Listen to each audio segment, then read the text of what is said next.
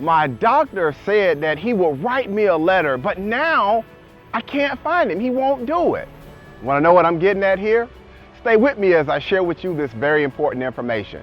Hello, I'm Marcus Boston, and I'm a childbirth injury and medical malpractice attorney practicing law here in the state of Maryland, and I would like to talk with you today about an issue that comes up where we get this, in which a person will contact our office and they will say that, you know what, Mr. Boston, I saw my second opinion doctor, and this doctor told me that the first doctor did all of these things wrong, and that he would help me and write a letter or put some of this stuff down in writing, and now I've asked him for this information, and now he's acting like he doesn't know what I'm talking about here.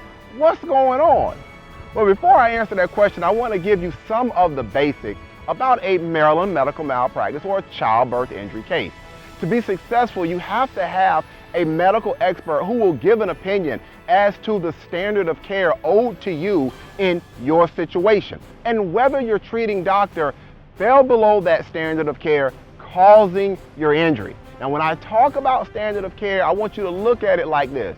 What would a reasonable and prudent doctor do under the same set of circumstances as your doctor? So you've got to have that. You've got to have that expert giving an opinion about the standard of care and causing, and that by falling below the standard of care, this is what caused your injury.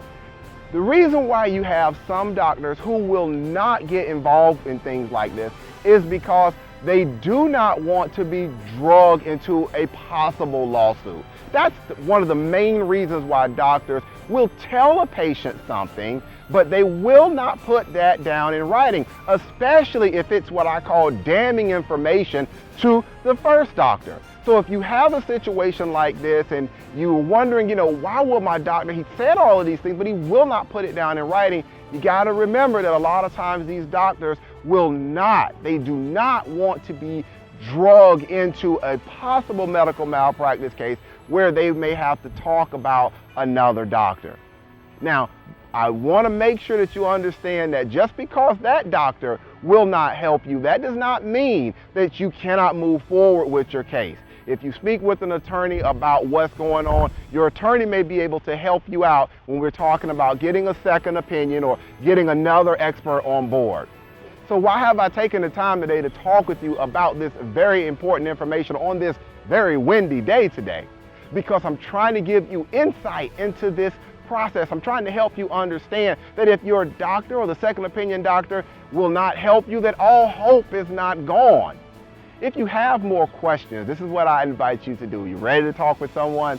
Go ahead and pick up the phone and give me a call. I can be reached at 301-850-4832, or if you prefer, you can send me an email to medicalinjury@bostonlawllc.com.